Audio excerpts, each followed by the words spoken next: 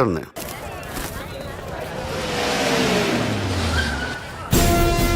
ఎక్కడి నుంచి వస్తున్నావు? నాకు తెలుసు, ప్రకాష్ దగ్గర నుంచి కదూ. తంబు మర్డర్ కేసు ఇన్వెస్టిగేషన్ చేసింది నేనే. అతన్ని నేను కావాలని చంపలేదు సార్. ఒక కుర్రాన్ని కాపాడే ప్రయత్నంలో అలా జరిగింది. తెలిసి చేసినా తెలియక చేసినా తప్పే అని ఫీల్ అయ్యాను. అందుకే ఆ ప్రకాష్ని కలవడానికి వెళ్ళాను. తంబుని చంపటం తప్పు కాదు పార్థు. మర్డర్ చేయడం తప్పు కాదంటున్నాడేంటని ఆశ్చర్యంగా ఉందా? రా, బండెక్కు. నాకంతా తెలుసు పార్థు, నీ తప్పేం లేదు. దిగు.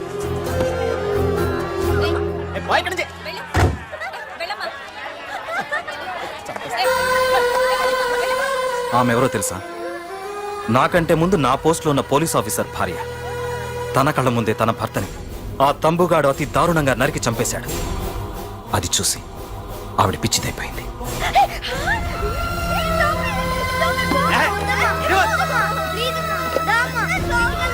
ఆ కుర్రాడు ఆవిడ కొడుకు. చదువుకుంటూ ఆడుకోవాల్సిన వయసులో తన పిచ్చి తల్లిని జాగ్రత్తగా చూసుకోవడానికి రోడ్డున పడ్డాడు. ఆ పెద్దాయన్ని చూడు. 6 సంవత్సరాల క్రితం తన కూతురి పెళ్లి కోసం బట్టలు కొనడానికి కూతురుతో పాటు సిటీకి వచ్చాడు. తంబుగాడు ఆ అమ్మాయిని ఎత్తుకుపోయాడు. ఆ రోజు నుంచి ఈ రోజు వరకు తన కూతురు ఉందో లేదో తెలియకపోయినా ఎప్పటికైనా తిరిగి ఇవ్వకపోతారా అన్న చిన్న ఆశతో ఈ సిటీలో ఉండిపోయాడు. వీళ్లే కాదు పార్థు, ఒక్కసారి అటు చూడు. పశువులు కూడా ఉండలేని ఈ మురికి నీళ్ల పక్కన వీళ్ళెందుకుంటున్నారో తెలుసా? ఆ ప్రకాష్ గాడు తన తమ్ముడి పేరు మీద మల్టీప్లెక్స్ కట్టడానికి వీళ్ళుండే ఇళ్లని ఖాళీ చేయించి తన సొంతం చేసుకున్నాడు. వాణ్ణి ఎదిరించలేక, వేరే దారి లేక వీళ్ళంతా ఈ దుర్భరమైన జీవితాన్ని గడుపుతున్నారు.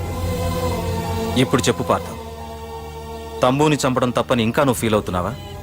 నువ్వు అడగచ్చు, ఇన్ని జరుగుతుంటే మీరేం చేస్తున్నారని. మా అధికారమే మాకు అడ్డమైంది. ప్రకాష్ గారిని టచ్ చేస్తే చాలు మినిస్టర్స్ నుంచి ఫోన్ కాల్స్, ఒక్కడుగు ముందుకేస్తే చాలు వెనక్కి రమ్మని హైకమాండ్ నుంచి ఆర్డర్స్. నా దృష్టిలో ప్రకాష్ని అరెస్ట్ చేయకపోవడం ఎంత తప్పో నిన్ను అరెస్ట్ చేయడం కూడా అంతే తప్పు. ఇదిగో నీ పర్స్. తంబు డెడ్ బాడీ దగ్గర దొరికింది. పార్థు, నిశ్చింతగా ఊరెళ్ళి నువ్వు ప్రేమించిన అమ్మాయిని పెళ్లి చేసుకుని హ్యాపీగా ఉండు. చూడు, నిన్ను నువ్వు రక్షించుకోవడానికి ఆ ప్రకాష్ని గాని వాడి మనుషుల్ని కానీ ఏమైనా చేయి. నీ వెనక నేనున్నాను. Wish you all the best.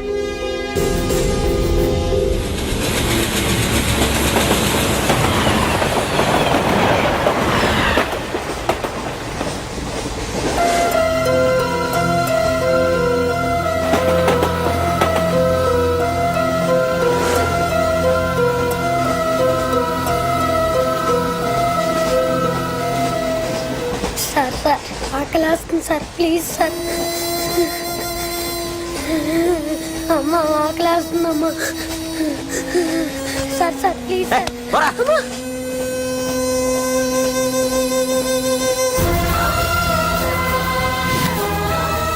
APJ Abdul Kalam.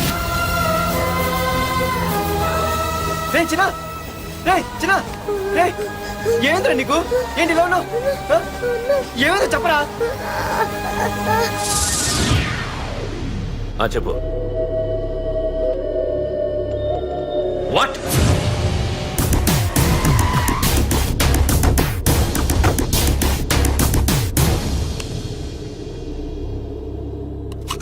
అన్నా, తమ్ముడిని చంపింది వరదరాజులు కాదన్నా, ఓ కాలేజీ కుర్రాడు. ఎవడ్రా? ఎక్కడ ఉంటాడు వాడు? చెప్పు. పేషెంట్ ని డిస్టర్బ్ చేయకండి. అతను ఇప్పుడే కోమా నుంచి కోలుకున్నాడు. చనిపోయే ప్రమాదం ఉంది. రే, నా తమ్ముడు ఆల్రెడీ చచ్చిపోయాడు రా. వెళ్ళు. చెప్పు. అన్నా, ఆడెక్కడ ఉంటాడో తెలియదు కానీ ఆడితో పాటు ఆ స్కూల్ కుర్రాడు కూడా ఉన్నాడన్నా. రే, వీడిని బండి ఎక్కించండి. అలాగన్నా.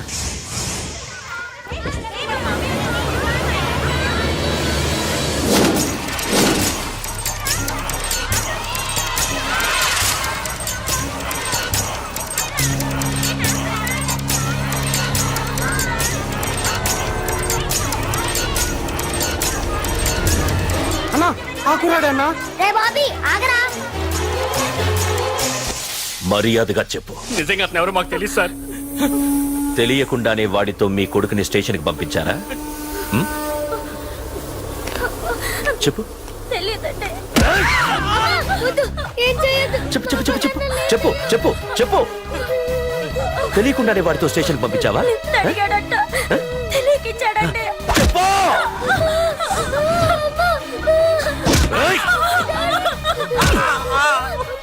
చెప్పవే చెప్పు సార్ చెప్పు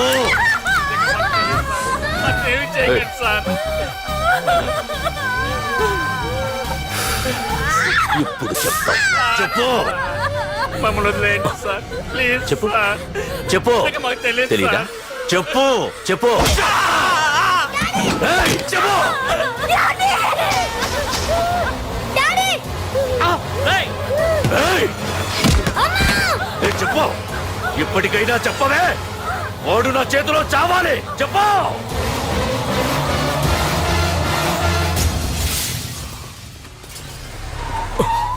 సార్ వాడి గురించి ఇన్ఫర్మేషన్ తెలిసింది సార్. ఇది వాడి ఫోటో. అన్నా వీడే నా తమ్ముడు చంపింది వీడే.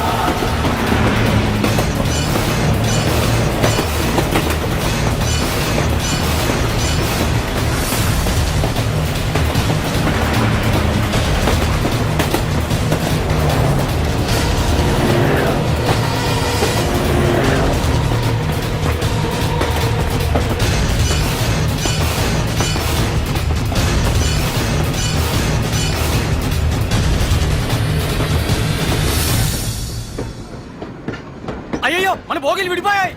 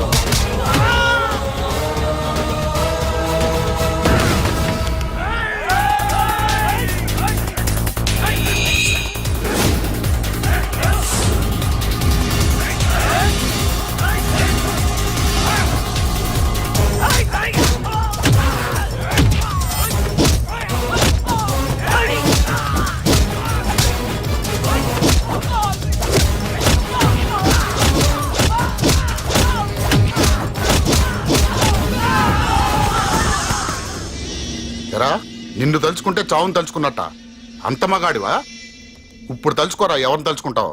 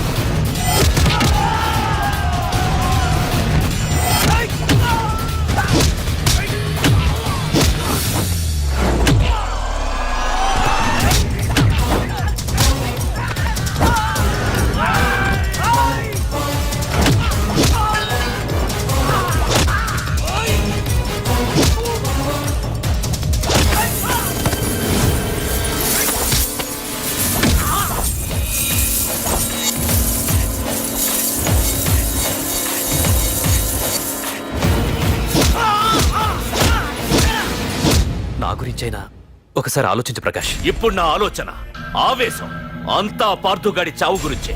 ఆల్రెడీ నా మనుషులు వెళ్ళారు. 5 నిమిషాల్లో వాడిని కాదు, వాడి శవాన్ని తీసుకొస్తాను.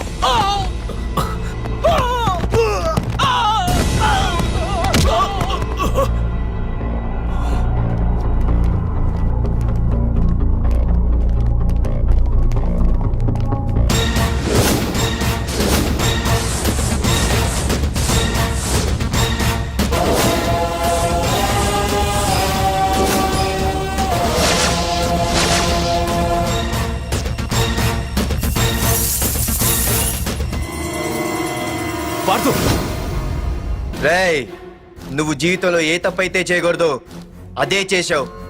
నన్ను టెన్షన్ పెట్టావు. నా మూలంగా అభంశుభం తెలియని పసివాడి తల్లిదండ్రులను చంపి వీన్ని అడుక్కు తిని అనాథం చేశావు.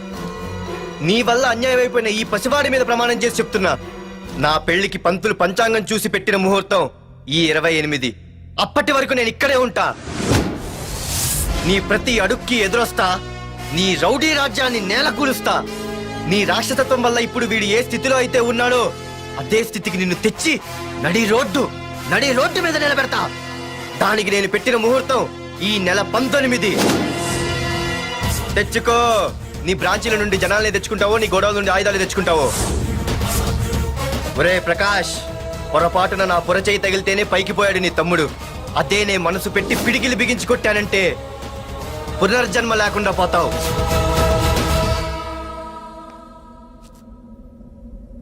మళ్ళీ చెబుతున్నా, నేను ఒంటరి. నీ మనుషులు 100లైనా 1000లైనా ఏరి పారేస్తా.